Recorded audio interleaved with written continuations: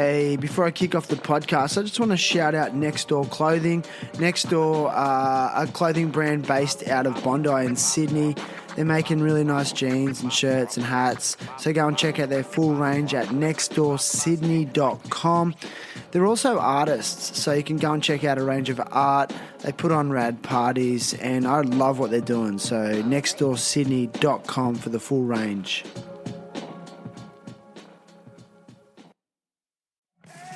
It's almost time. Rock. 8, 7, 6, 5. Tried to hold us back, tried to hold us back. We will be here forever. Do you understand? Forever and ever. We will be here. Hey, it's Shan here. This week I speak with professional skateboarder. It's Mr. Andrew Brophy. Andrew has achieved what very few Australian skateboarders have achieved, and that is to become professional for one of the top tier American companies, and that brand is Girl Skateboards, a skateboard company that I actually remember being developed 30 years ago, like 93 till infinity. I'll never forget it. It was so groundbreaking because it was literally all of the best and most influential skaters of that time got together and said, we're starting a company. It was just so punk at the time. They broke away from world industries and just did it themselves. And here they are 30 years later. And it's so amazing because Andrew's now part of that legacy. And as an Australian, it's a super hard thing to achieve. He's an interesting guy. He kind of was like downplaying his skate ability, but he's an amazing skateboarder, has probably one of the best pops in the game. Can ollie things. He's tall and athletic, and it's a good conversation. It's just really laid back, and it's kind of what I needed. Like, he's just a real chilled character, and we don't go too deep on things. We just talk about his life so far. Tells us about a very special time in his life when he was living in London and England and skating for Cliche Skateboards, and then how he got on Girl Skateboards and that journey. And I guess as a bit of a fan of the Girl Skateboard company, I really just kind of wanted to pick his brain about the ins and outs of a company of where I've been riding their boards for, like maybe 30 years. It's insane. With my favourite skaters, Mike Carroll, Rick Howard. I mean, Guy Mariano used to skate for him. Eric Costin used to skate for him. Chico, Jerron, and the list goes on. It's just insane. And, he joins me from his home in Queensland and talks about the challenges of being a professional skateboarder in Australia and being removed from, I guess, where, LA, California, where it's all sort of happening and staying relevant. And he has stayed relevant for many years. And he's also juggling being a father of 3. So goes into his sobriety journey a little bit as well, which was interesting. But overall, nice, relaxed, easy conversation. I also want to give a big shout out to my friend, older brother, and someone who's known me literally since I was 11 years old. That's Jeremy Rowling, and he connected Andrew and I for this episode. So nice work, Jem. I love you, brother. And I hope you enjoy getting to know Mr. Andrew Brophy, everyone. Cheers. Child of the crayon, child of the light, styles of the neon belong to a culture destined to rock for eons. Time doesn't exist, shut those cataracts, capture the virtualist. Now, let's get back to what makes things seem forever, whether it's unseen, unheard, or it's 16 again. Not a bother, feel this old you get tired with the kids. It comes in waves. Like, sometimes it's all good. It's good when they're good, and it's like just so jacked when it's not good. Dude, it just gets crazy. Do you work full time as well, or is pro skateboarding your number one gig? I work part time. Okay. Yeah. Nice. But for many a moon, it was full time skating. Yeah. Sure. So like you've been on Girl for would it be 6 or 7 years or longer? 6 years, I think. Yeah. 6 years. And before that, who were you on? Were you on, was it Cliche? Cliche, yeah. For like Cliche, since I moved to UK. Right. So how did that come about? Like that, transition from Cliche to Girl? Was it when Cliche came to an end, or? Yeah, so like, I suppose I'll start with how I got to Cliche. It was like, so I was 17. Well, I lived in Margaret River, and Brett Margaritas would be coming down to Margaret River from Perth with like Morgan Campbell and Kai Stanley and like Raoul Wilson and Chipper and like all those like Perth heads. And they would always come down and skate the Margaret River skate park and go on hoon runs and like do whatever they were doing. And I was just this little kid at the skate park. And Brett would always like hook it up and give me shit. And same with Morgan. And I just broke down with Brett. And then he would like come back more than any of the other dudes. I think his girlfriend at the time's mum lived in Margaret River. So he'd come down all the time with his chick. And I was always at the skate park. So every time Brett came to town, I would just be at the skate park anyway. And so he started giving me like think boards back in the day. Just like he'd come down and be like, here's 2 boards, like keep skating, whatever. And I'm like, cool. Here's some bench trucks. Like sick. And then he kind of helped me get on this skate shop called Momentum. And then he was running a shoe brand called Link, which was like run out of Solomon, and Solomon kind of like helped Cliche do a lot of stuff. And I was about to turn, I was like 17 and a half, something. And I hadn't seen my brother for a long time. He lived in London. And I was like going to London. And at the same kind of time, it just so happened that Brett was doing a Link tour through Europe.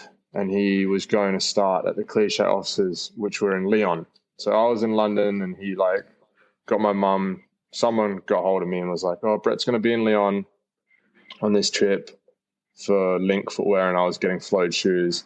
You should go out there. So I can't remember if Link bought me a ticket or if I bought me a ticket, and he was just like, "Come and you can like sleep on the floor, and I'll give you food or whatever." So that's how I got on Cliche and met Al Boglio, and then did like 10 years with Cliche, like turned pro for them, traveled the world with those guys for ages.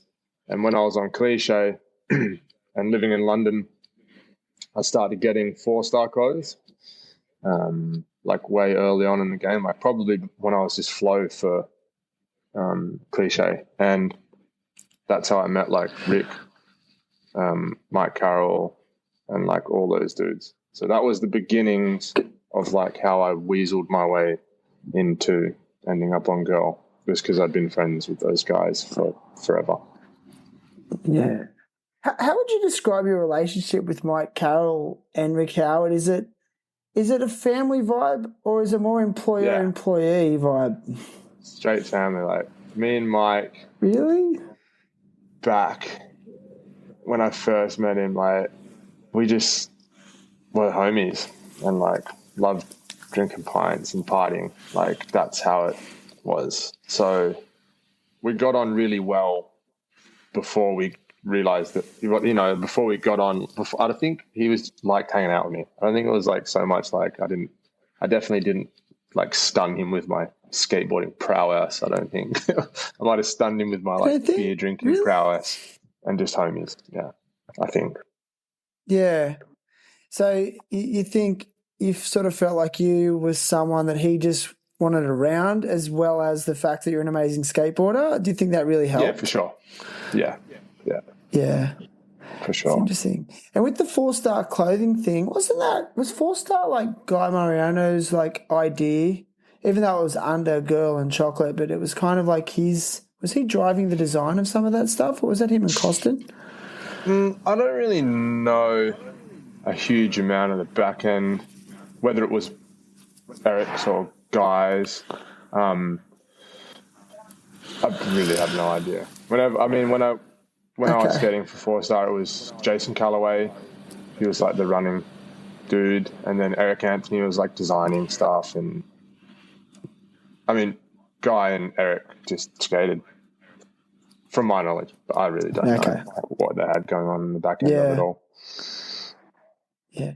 Do you feel like a bit of pressure and difficulty staying relevant, living in, in Queensland when your sponsor is based in California?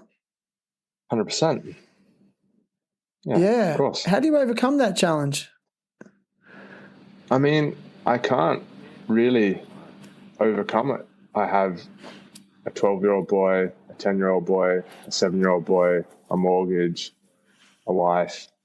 I have to choose to live somewhere that is good for them so they can have a good childhood. So I kind of just am stuck with that anxiety of fuck, man, what am I going to skate in 20? Nothing. There's nothing to skate here.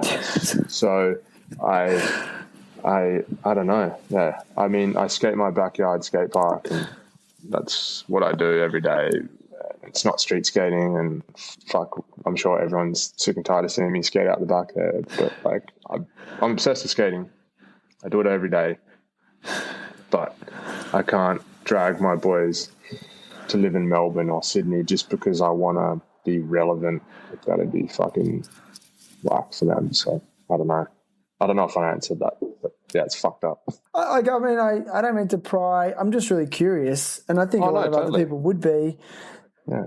Because I think you've done what most skateboarders have never achieved, and that is to, do what you love and get paid for it for an extended period of time, and in what is probably one of the most difficult things to earn a livable income out of. Yeah.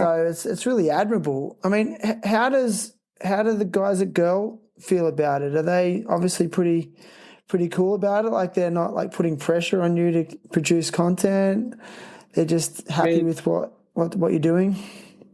They definitely, would rather me produce content, and so would I, for sure. I think that Rick and Mike and Megan and Sam Smythe, they kind of understand, that it's not. I'm not a 25-year-old single dude that can just live out of a backpack, and I would love to. More than anything, I would love to just throw caution to the wind and go skate all over the world nonstop. My body probably would fucking hate it, but I'd do it. But they, I think they understand that, I can't, and it's difficult for me. So, yeah. Yeah. See, I'm old enough to remember when Girl started. I was skateboarding then, 93, and I'll never forget the footage that came out of all the, the Girl team turning up to the San Francisco contest. I think it was Back to the City or Back to the Bay. It was a Back to the City comp, and they all turned up in their girls, in their girl shirts, and it was such a big thing for skateboarding. And you mentioned Megan Baltimore, and me and my friend were talking about it, and we kind of feel like she's been such an influential character on skateboarding over the years, but she's just so kind of behind the scenes, dude. Totally. Yeah.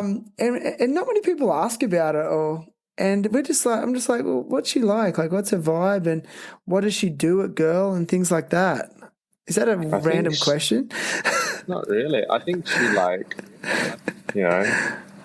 she's the captain of the ship. She's the queen bee, she really is. And I think she keeps everyone towing a line and keeps everyone stoked. And she's obviously incredibly smart. And she's kept the company, not to take anything away from Mike and Rick. I'm not taking anything away from you, Mike and Rick. Of course not. Of course not. Megan is she's got her shit together. She's super lovely as well. When I was young and I'd be going on my first 4-star trips, I would come in through the office and I'd always be scared of her. I don't know, she was a woman and I was just this young kid just going what the fuck. And she would always just dress real nice, look really she just looked pro, and I'd just be whoa. But no, she's really lovely. Yeah. I'm sure she is. Because, when that company started, I think, those guys were 18 and stuff, weren't they? Yeah, they were so young. And I I often wonder from a business perspective and the management required, like how they just were able to sustain it for so long. I don't know if it was the influence of Spike or his input as well, but I just can't believe how professional they were. Do you think it was all Megan holding the business side of things together? Yeah, for sure. Like, who else would have insane. Been doing it? You know, like Mike and Rick were busy being pros and skating and like building the brand and doing that thing all on a whim with all of their best mates. And Megan would have made sure that it was like, you know, doing its thing behind the scenes with Spike. Although Spike, I'm sure, was with Rick and Mike a lot too. Dude, Spike, have you got any good Spike stories? I mean, how would you describe your relationship with him? In passing, I don't know Spike super well. Okay. We've hung out a few times, like in Berlin, hung out, and then a few times in passing in Cali, but like, I wouldn't say like we're super close or anything. But every time you hang out with him, he's like full of beans, always doing something, playing a guitar, like up to, you know, he's just, obviously incredibly intelligent to him and does really epic shit. Ultra creative. So you grew up in WA and you went to school there for your primary school years, would you say? Primary school and high school. Yep. And high school. So how old were you when you actually left WA? I was 17 when I left. Yeah, I was. Right. And never really returned, because that was the trip you went to England. Yep. And you never really returned? And never really returned from there? I went back. I was in London for 4.5 years, and I went back, I think, 3 times to Margs, maybe 4, and then ended up moving to Taunton or Noosa from London, and then from London. Yeah. Did you meet your wife in London? Yep. That's rad. Yeah. So met Rogan in London, and then followed her.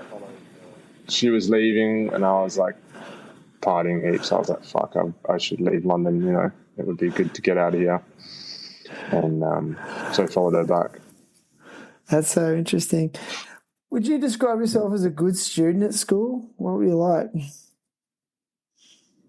At school, yeah, I was mellow. I don't think I would have been, I don't know, maybe I flew under the radar. I was not like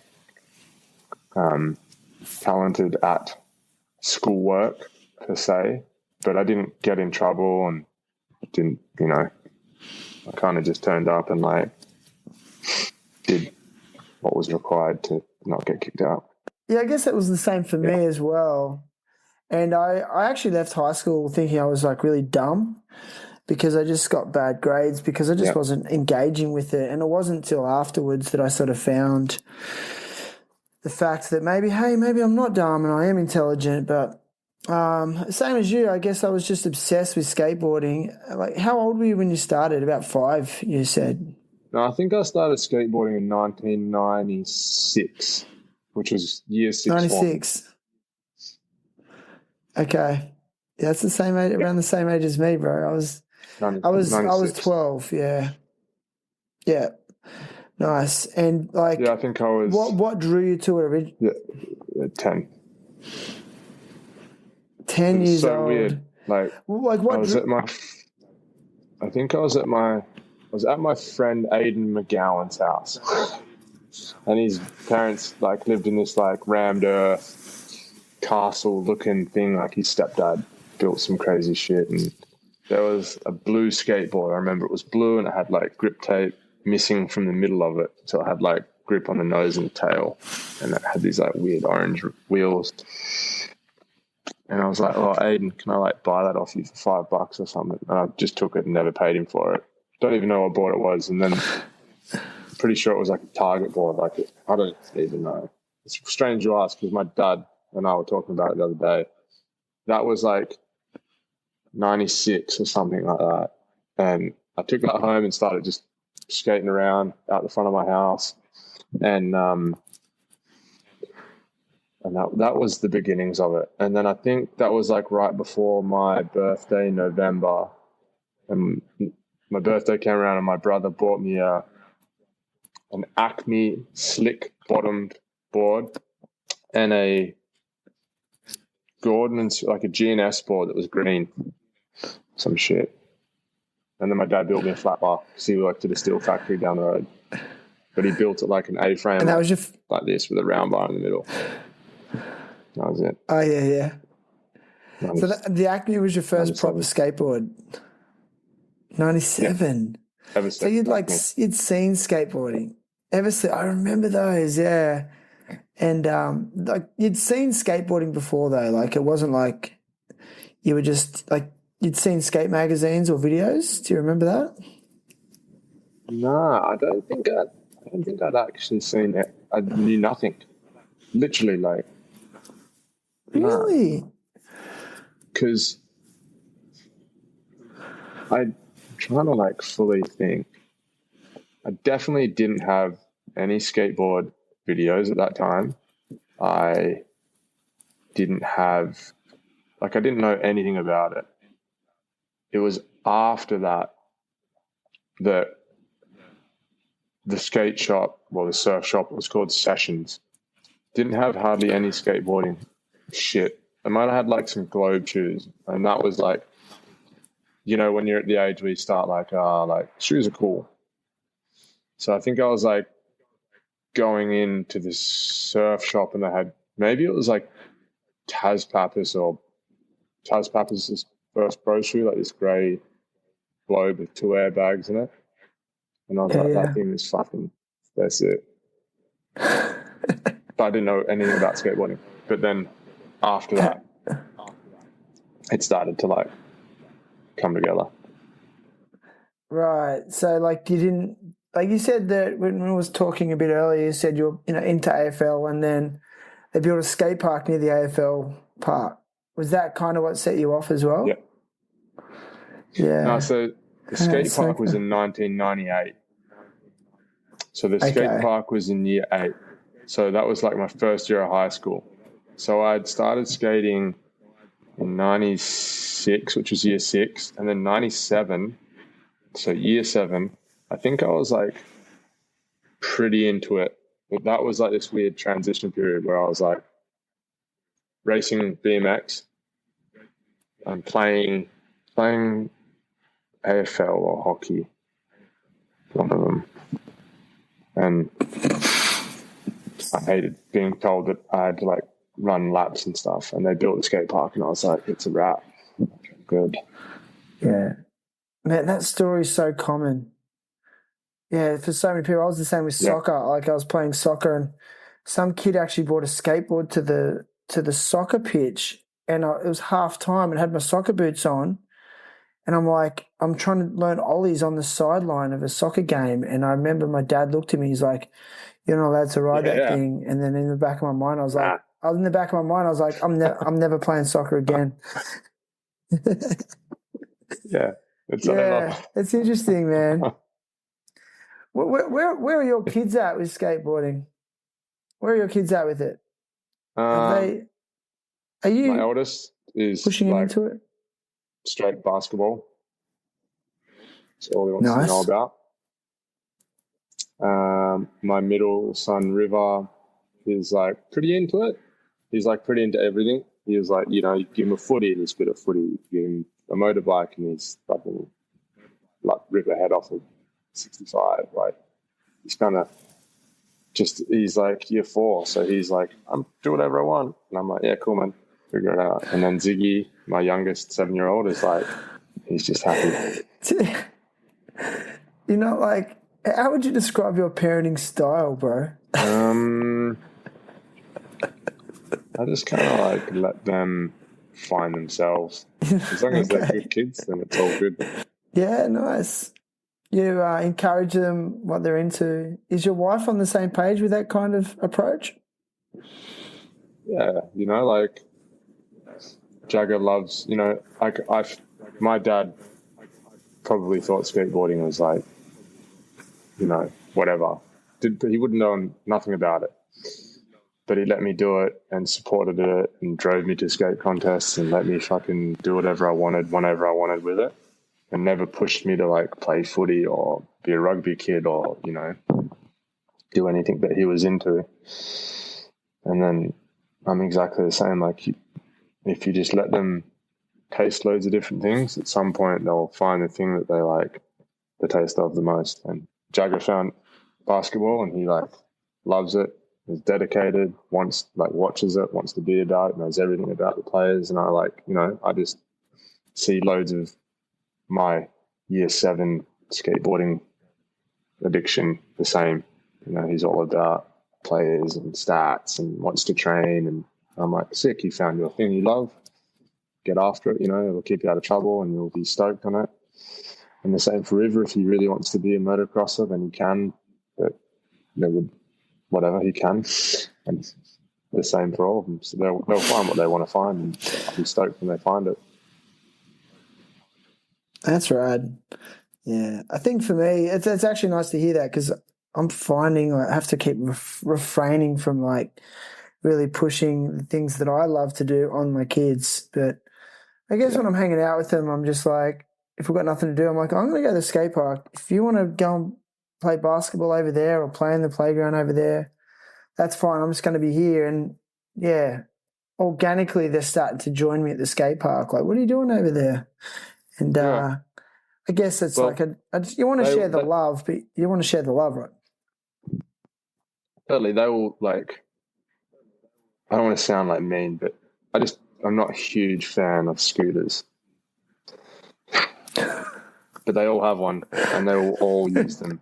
I'll be like skating and I'll have 3 kids on scooters in the skate park, and I'm like, and the only reason that they will do it is because it's easy to pick up and you can immediately do it. And that's why they don't want to do skating, because they're like, it's too hard. And I'm like, yeah, it only takes, you just have to learn the first little bit and then you're free. But it's learning that little bit that takes ages to get them to do, like learning how to push and how to stand and how to turn. And then once they figure that out, then they can go and do it by themselves. But a scooter you can just pick up and it's like a push bike. Anyone can do it. Yeah, and they can access and with the advent of all these amazing skate parks around the country, the scooter allows them to access all aspects of the park. They can get around. Yeah. So Yep. We talk. I mean, it's been coming up a lot on the podcast. It's cool because I won't buy my kids scooters. And then I was with my friend the other week, and her son's got a scooter, and then my son wanted to ride her son's scooter, and I was just kind of like, nah, just got to chill. Like, he's having fun and moving around, and I don't know. Yep. You just have to we talk a lot about on the podcast. It's like, I don't know. I don't buy them either.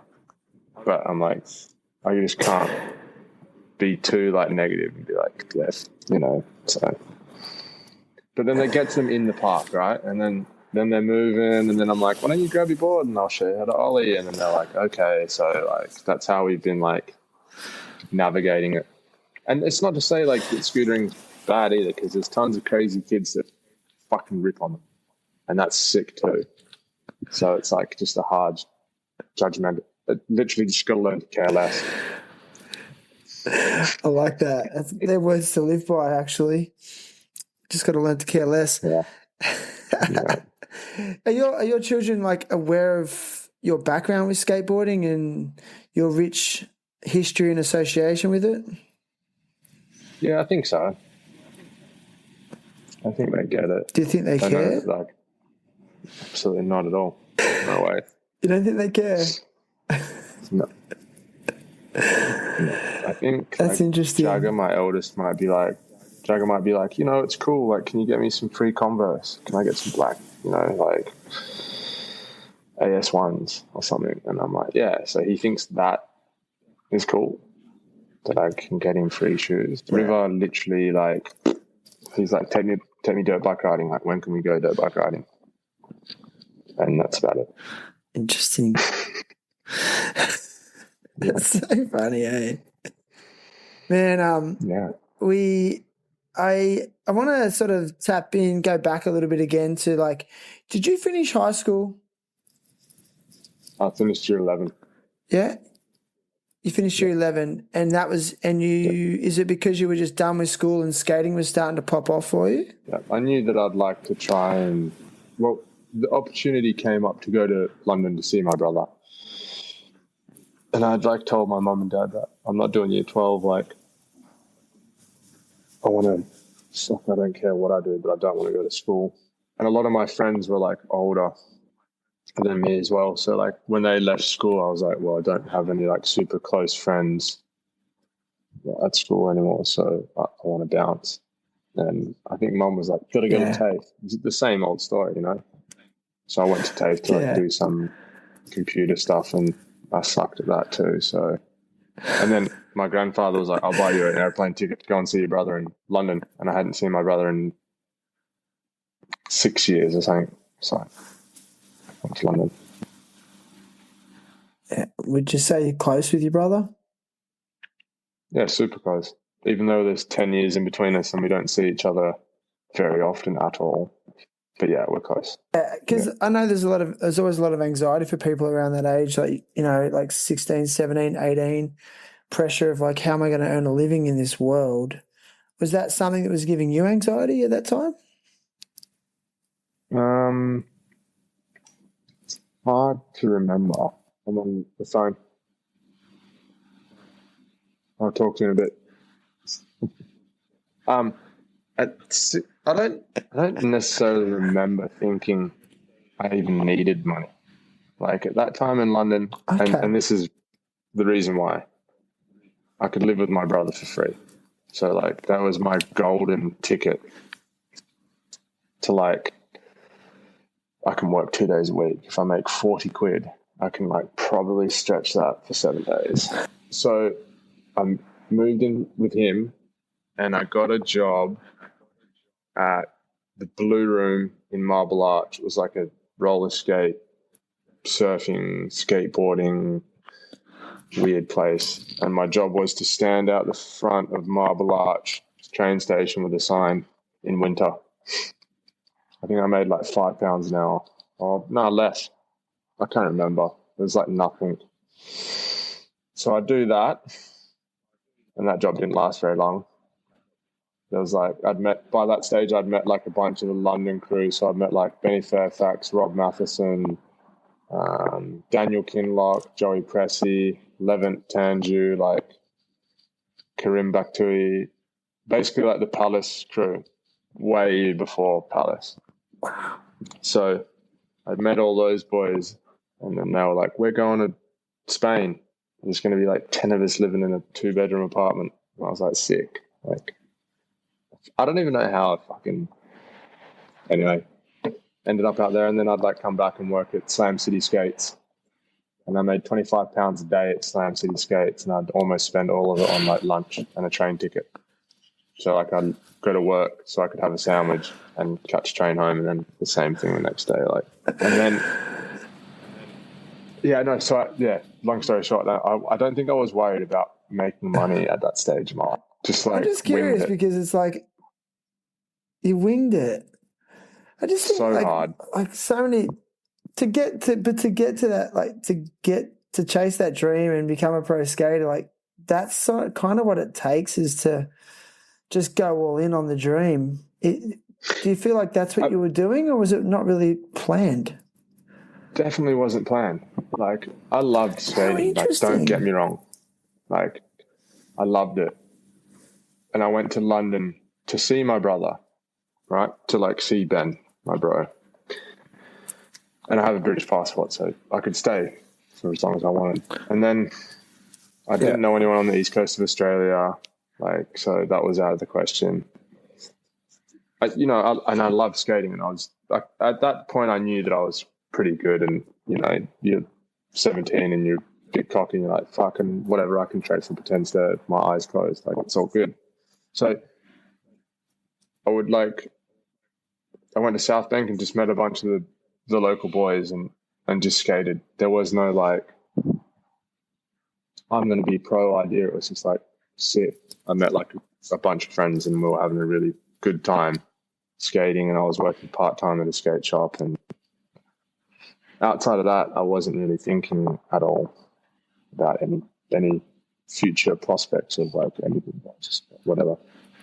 Skating sick. London's, and more so than that, I was just thinking like, how sick is London for skating? Like it's everywhere. It doesn't end. Interesting. You don't hear that very often though. I know London's got some sick like spots, but I don't know. It's when I was there, I kind of found it hard to access things. Like I was always on the tube. I wasn't skating from spot to spot or anything, but maybe I hadn't unlocked it. I don't know. Yeah, that's interesting because like I've always been curious as to like really what it takes, but it's kind of like how do you think your friends would describe you then in that era? Would you be described as a free spirit? Have you ever been described like that? Like the London times, when I like think back onto that, like it was a pretty special era as well for South Bank, and like what was skating that was happening. Like it was a pretty alive scene, and there was a lot of dudes ripping, like skating a lot. Like we skated all day, every single day. And looking back on it, like it was so sick. We were always just on a mission to skate and film and fucking party. It was, I don't know. All of us, it's just that thing. Everyone just wanted to skate and drink free beer if possible. Nice, man. And then you met your wife, and then back to Australia. Yeah, and cliche happened while you. Just to clarify, cliche happened while you were in London, right? Yeah. Yeah, that's so sick, man.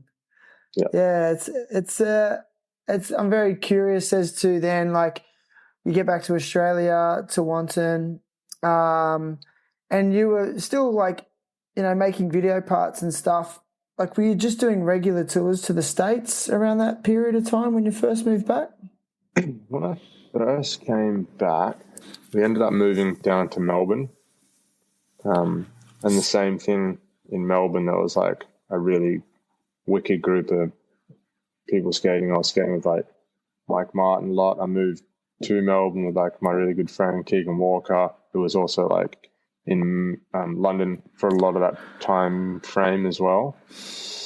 And then there was like, when I was in Melbourne, there was like Stephen Gourlay, the photographer, and Chris Middlebrook, Lewis Marnell, Shane O'Neill, Jeremy Correa. There was just like a good group of people in Melbourne as well skating at the time. So it was kind of like a seamless transition from like UK scene to like Melbourne scene in Australia. And I was definitely traveling fairly often back to Europe as well, probably 3 or 4 times a year and 2 or 3 times a year to the States at least. So yeah, it was like every month I was away. What were some of your standout tours with the girl team? We did this like China trip to see some board factories, and that was really cool. I've always really enjoyed like traveling to China. I find it really interesting. Total like lost in translation. Mainland China, not Hong Kong, like going into like real China. Skate spots are insane. It's insane. And everything, the culture's pretty cool. It's just a weird place, man. The food's good. Like I've had some really, really good times in China. And the last girl trip was just another crazy China trip. When you're on those tours, who do you room with? Who have you room with the most? It'll either be like Malto or Carol, depending. Okay. Yeah. Would you say they're your closest homies on the team? I'd room with anyone on the girl team, but I think it's like me and Mike have known each other for a long time. Like for the first so many years, I would always stay with Carol at Mike's house, like every time I go to the States. So I had a room at Carol's house. That was where I lived. Yeah. Mike paid like my first 2 apartments bond in LA. I'd be like, Mike, can you pay my bond? I'll pay you back. And he'd be like, yeah, dude, all good. And then Malta I've known since like the first 4-star trip when we were 20. So wow. Yeah. So you actually lived in LA for a while? Yeah, we did like 4 years in LA. Yeah. With your wife? Yep. Oh, okay. How'd she find that transition? Did she like living there? Not particularly, no. So when I moved there, I had like your standard P1 visa, which is like your athlete visa. So Brogan could be there with me for the same, we could stay there for longer than 90 days, but she could never work unless she got cash jobs. But when we moved out there the first time we were there for like a year and nearly 2 years, and I didn't have a car. Paul Shire was one of my good homies. He lived up the road from us in West Hollywood. Mike O'Mealy lived around the corner, like maybe 2 blocks away. So I didn't have a car, which made it insane. Can't believe I did it for that long. So no car. So it wasn't it wasn't the funnest experience for Brogan living there at that time. And then she got pregnant with Jagger, and we moved back home to have Jagger, and then moved back out there when Jagger was like 1, and did like another year and a half. Yeah, right. Yeah. And the whole purpose was just to, stay close to sponsor and, film. It was like, it was just to, just be skating, yeah. It was like what everyone was doing, and then I just thought, fuck it, like, I want to, live that dream and move to LA, and maybe it would have been like a long-term future, but it just, I don't know, what happened, and we had a kid, and then did that, and ups and downs, and it was like sponsor stuff too, so we ended up back in Australia. Yeah. It's amazing how quick your priorities change once you have kids. Yeah. Did you feel like when you realised that, hey, I've got to put my family first, was there a sense of like, okay, I'm going to have to let go of my dream, of my skate dream a little bit? Or you're like letting go of something of yourself? I think there was like, I don't know if I ever thought that. I definitely it took me a while to come to grips with I don't even know how to put it into words, right? Like it took me a while to figure out that I wasn't as important as I thought I was. To become less narcissistic, to become less about oh fuck, me, I've got to go skate and I've got to do this and I should be filming more and I should be it took me ages to figure out that, I've got a kid and a wife that doesn't particularly care, even though it's making money and stuff, but just to be more present. It took me ages to figure that out. And it took ages, man. It took me ages. It took me getting sober to really figure it out too. I was just a shit drunk and so that was at 28, and I had a really gnarly knee surgery, and then I had Jagger. And then I came back from my knee surgery with our first kid and went on a trip to America and fucked my ankle up and had to get a reconstruction and a microfracture, cartilage damage fix. and then came back from that. It kind of got good. Then we got pregnant again, had another kid, and then I fucked my other knee, and that, yeah, just I don't know. It was like three surgeries and 2 kids, and yeah, it was like this weird time in my life, I suppose, around 27. But yeah, shit just. I feel like just a big transitional period of time of change.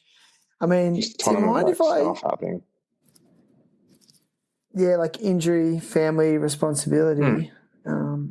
It's big, man. I think a lot of dudes don't handle that when they have to. I think it takes, like you said, it took time for you to just grasp what was going on. I think a lot of guys struggle with that at first, and I don't think it's in a man's nature as much to put the kids first at first. They don't quite understand it, whereas I feel like the woman understands it immediately because they've been carrying this thing in their body for 9 months prior. And then dudes like freak out. So, but Sure. do you mind if I quiz you a little about your sobriety? Was there a reason that got you there? Was it just because of injuries, or you weren't feeling great? What was it? I suppose it was just like a mixture of a whole bunch of things. Like injuries came, and then you would like drink because you were injured and felt sorry for yourself, and then it was just like a constant like turmoil of like continuous shit decisions, and like being on tours and drinking and not skating, and then like it was like, you know, you'd be hungover and you didn't want to skate and you'd drink again. Like I wouldn't call my chick, I'd be on a trip, you know, like, and it just kept on happening. It was like this savage revolving door for me.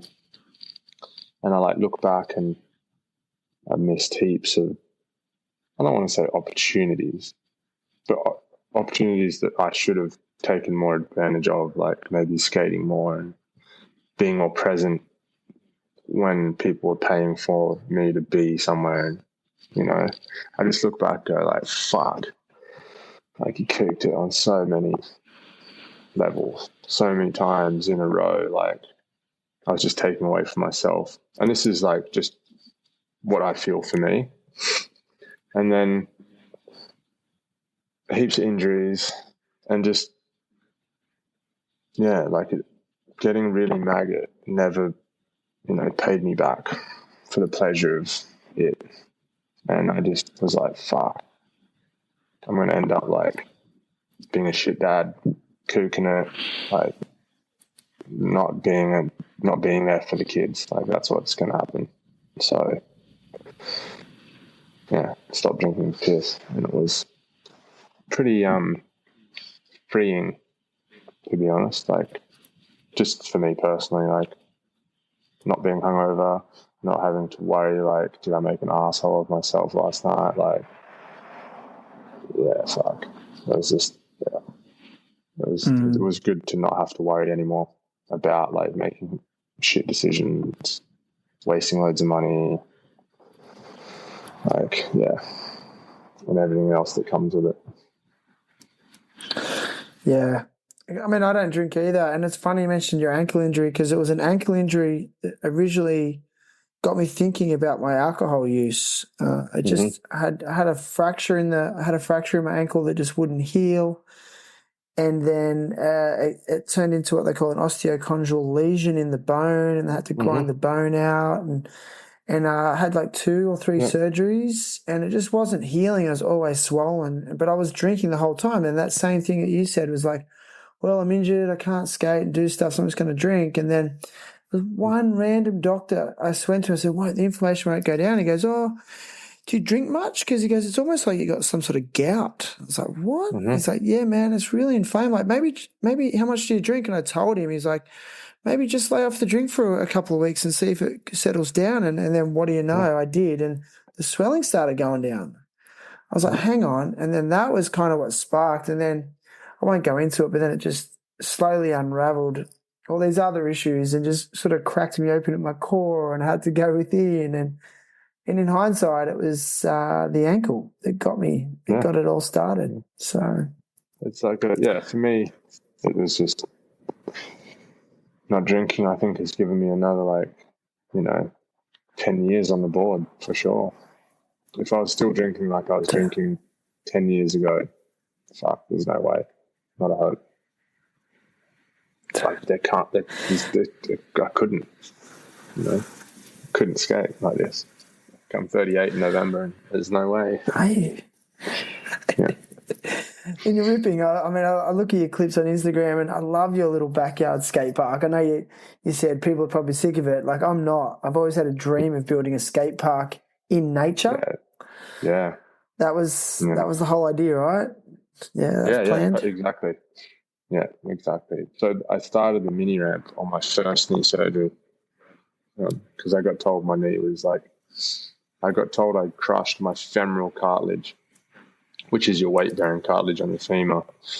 And he was like, fuck, you should probably think about going back to school, like your knee's fucked. And I was like, all right, sick. I was 24 actually.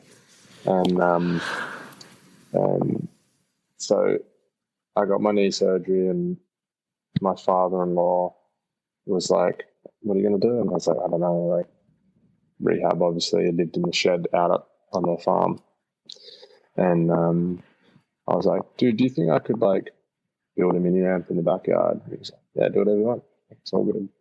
So he's a steel man by trade, and I got some mini ramp specs off a friend, and he was like, I can make them out of steel because you can't make them out of wood. Put it in a bush, it'll white antelite it, and the rain will just, whatever.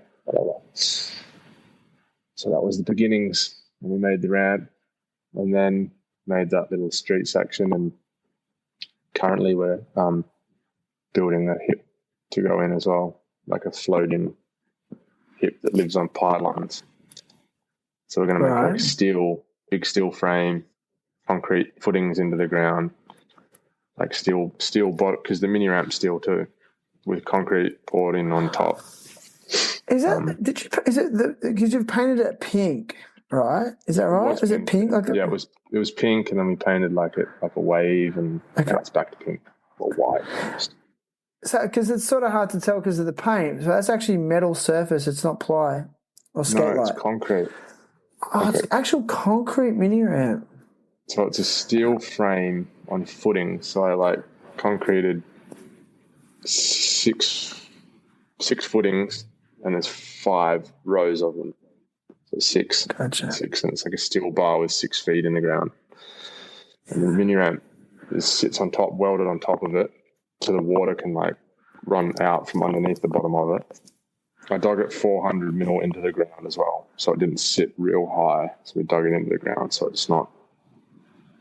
And then welded. I had the transitions of the ramp roll at a factory. And then we brought them in and laid them down ramp, welded them in, welded in the flat bottom steel, but it was super loud and rusted really quickly.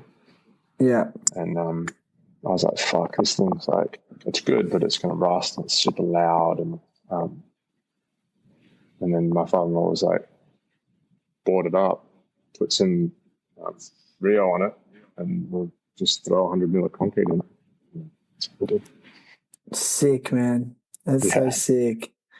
Hey, sick. What's the random question? I love your backside tail slides on transition and ledges.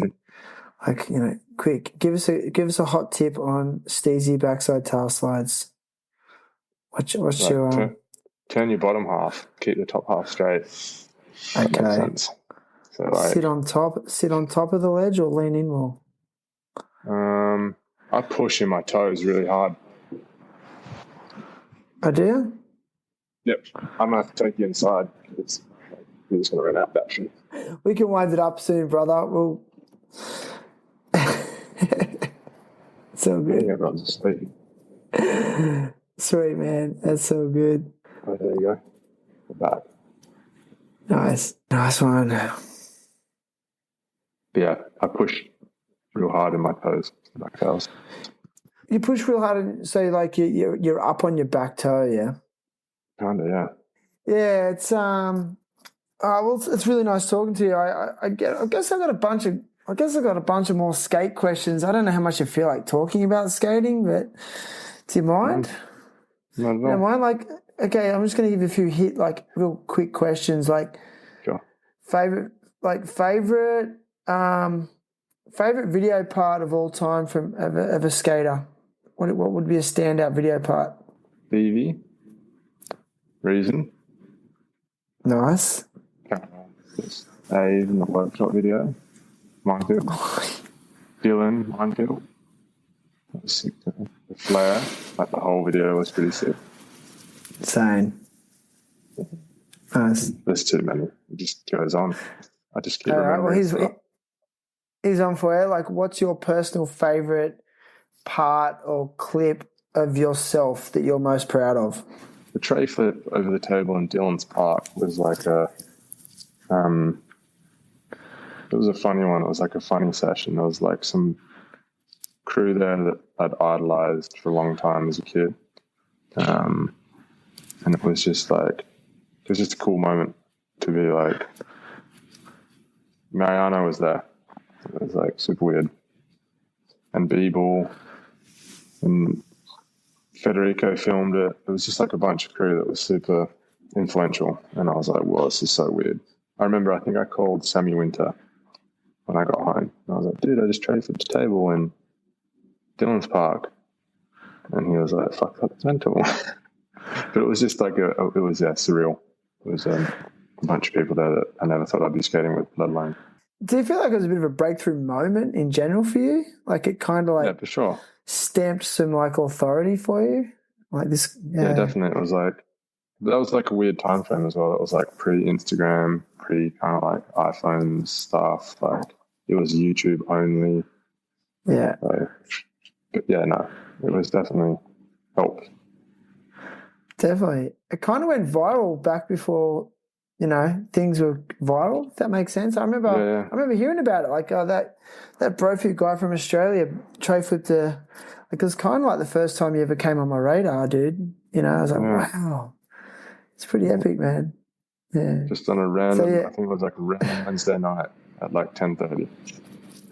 Really? How many shots did it take you? The first one I think was like 6 tries. And it was like, I did it really sketchy. And then the second one was maybe like 20 something. Okay. It wasn't 20 like, shots. It was so weird.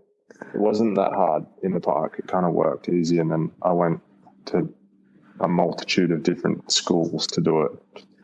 And it was after I had my knee fixed. And it was my back knee, my power knee. And it never came back. Was that I did it once. when you did it the first? Was that on polished concrete though when you popped it compared to say like asphalt? Yeah. No, but I would find schools with like the one everyone. There's a few schools and they have painted ground, so it's polished. So you can find the same shit. All right. Yeah. So that wasn't the issue. Just the knee wasn't coming to the party. Yeah. It's you were talking about your age earlier, and have you noticed the advent of like older skaters just keeping it going, but then also ripping? Have you noticed that? Yeah, totally. It's like it's really cool to see. I think it's super important too for like the next generation of kids coming through, that skateboarding isn't just seen as some fleeting opportunity for 5 years, like some professional sports are. It's cool to see that people could be like, no way, like you could end up doing this for ages and have like a really productive career. And it's it's a trip. Longevity. I mean, do you want to be that guy? Do you feel like you've got? Do you feel like you've got some good years ahead of you? I feel like I have a couple of good years for sure. Like, I don't think I'm completely useless yet. But when you the problem is just when you get older, how it is. Like, you can't just get out, skate 4 hours, get in a car, go to another spot, get out and skate. Like, you do that, you just a seized old man. You're like, oh, But I skate most afternoons for an hour and a half, 2 hours almost. And, I don't feel any different than I did 8 or 9 years ago. I really don't. There's some shit that I definitely wouldn't want to do. Like, I don't want to jump on big stairs or rails anymore because I'm scared of my knees. But I've got no qualms of, like, trying some other shit for hours. And so, yeah, it's weird. You look at, like, people like Silas Baxter Neal and Booznitz and Paul Shire and, like, dude, like, Ryan DeCenzo is 37, still frontside flipping, like, 20 stairs. Like, there's heaps of crew out there that are closer to 40 than they are to fucking 20, and are still gnarly. Yeah, like, they're all about the good living too. Like, all those guys are clean living. Yeah. There's really something to be said for it. Like, outside of skateboarding, what other things are you into? I mean, are you a car guy? I don't mind cars, yeah. You don't mind them? Yeah. Like, are you sponsored by Ford? Yeah, I had Is that a thing? Relationship with Ford for a long time, yeah. Really? How does something like that come about? Like accidental. Okay. Yeah. They were just... I just, I met someone, and then just in passing was like, oh, if I go here, could I hit you guys up for maybe a car and do some social media stuff? And I'm like, yeah, sure. And then one thing led to another, and it just kept happening, and then just became an ambassador for them. That's so rad. It's insane. Yeah. It is insane. You're super like mellow about it's just so funny like how mellow you are all about this. I don't know. I think they're all like happy mistakes, like accidental, everything kind of accidental. Everything? Kind of, yeah. So yeah. I'm not laughing at you. I'm just kind of like, it's just not what I don't know what I expected, but it's kind of cool. I think it sort of reinforces to me that we're, we maybe more people need to just go with the flow of life more and not try to control everything. Yeah. Stay positive and see what happens. Just, sure. But got lucky there, definitely. That was a crazy one. Shout outs to Ford. So, like, what's next for you? You said that you are, you're still skating, sponsored. I know you rode for Converse as well, which is a rad sponsor, and you've been with them for, don't quote me, but it's been a long time. It would be at least a decade? Decade, yeah. Is it a decade, is it? Yeah. But like, so what's next? Just going to continue on with what you're doing? You said your work as well. Yep, I'd like to, at some point, obviously in the not too distant future, transition out of being a professional skateboarder for obvious reasons, as you can't do it forever. I'd love to end up in skateboarding or end up in a brand that at least has its fingers in the skateboarding pie, and just help facilitate, cool stuff with the right people and make sure you do skateboarding justice,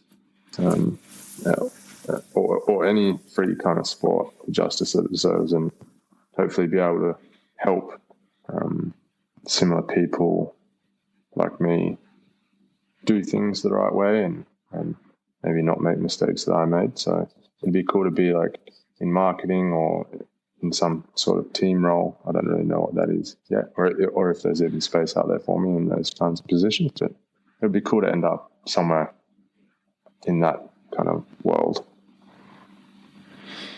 Like brand development consultant? Yeah. Team manager? Consultant. Yeah, I could do team managing, I could do marketing, really? Whatever. But I don't know if there's the TM side of things is not really in Australia, so yeah. I mean, you know how skating's just blowing. It seems like it is blowing up, especially in the competitive realm. I mean, obviously there's the SLS, and there's also X Games, and there's Olympics. Mm-hmm. I mean, would you say you're anti that's that type of skateboarding? No, I don't think I'm anti any of it really. It's like, there's always space for those kind of competitions, and for a lot of the young people, they just fiend on those competitive things. It was never kind of my thing, but that doesn't mean that it's not like a thing, because it's obviously a thing. And I'm all for like dudes getting paid and doing the best that they can do. So I'm all for it. And I would have done it if I was like good enough. But If you're good enough. have you seen the dudes SLS in is Street coming to League? Sydney in a couple. Those dudes are crazy. Dude, it's insane. It's like you crazy. mentioned DeCenzo. Did you see him? What was it? Because like I don't follow Street League that closely, but what was that one not a couple of months ago with DeCenzo? He almost won it, but then he didn't. I think it was Rome. And I was just like, no way, like 37 and just doing what he's doing. And then even Malto at a recent one, he was commentating and they're like, someone's dropped out. There's a space for you, Malto. So he's like out of the commentator's booth and skated. Did you see that? Yeah, ripped. And ripped. And I'm just like, no way. Yeah. So I don't know. I'm all for it. Go get it. Do you think Malto, do you remember Malto's ankle injury? I mean, did you know him? Were you friends with him pre that major ankle injury that he had? Mm-hmm. Yep. Yeah, okay. Yep. That really took him a long time to bounce back from, huh? A long time. Was so gnarly. He ripped his ankle off the wrong way. No. And it still annoys Insane, him. hey? But he still Does it really? rips. But he still rips. I was just in Thailand with him, and he's like the same Malto. He's like still gnarly, super gifted. Will jump on some humongous handrails. Like he's the same old shit, you know what I mean? But yeah, his ankle is gnarly. Does he ever talk about the mental battle that he had, like getting his confidence back? Does he ever discuss that sort of stuff? Oh, I mean, if you like, Sean's an open book. You could ask him anything, and he'd tell you all about it. He would like have no hesitations in letting you know. I don't think anything really phases Sean too much. He's also another like mellow one. He's always pretty happy. I mean, he'll get bummed out, like all of this if skating doesn't go to plan, but he doesn't. He's so mellow. You kind of feel like that vibe as well, though, bro. Yeah, he's Sean's a mellow one, and he's had some gnarly injuries. He's had a lot of gnarly ones, like huge ones, multiple knee surgeries, super bad ankles, wrists. Sean's been through it. Yeah. But again, look at this. Look at the stuff he's done and still does. But, he was pretty, some of his handrail stuff was pretty breakthrough in terms of big, clean and technical. He was kind of, really on the forefront of that. I mean, the people were doing big rails, but he was doing them different, so. He's doing a lot of knowledge shit. I remember that. Yeah, he brought that to rails, didn't he? Cool, man. Well, listen, it's been epic. It's been such an honour to spend a bit of time with you, man. And is there anyone you want to shout out, or any sponsors or anything like that, or you good? Oh, everyone knows who they are, man. They do. They know who they are. All right, brother. Well, thanks, man. It's great chatting, and we'll just leave it there. I'll get you to stay on the line for a sec.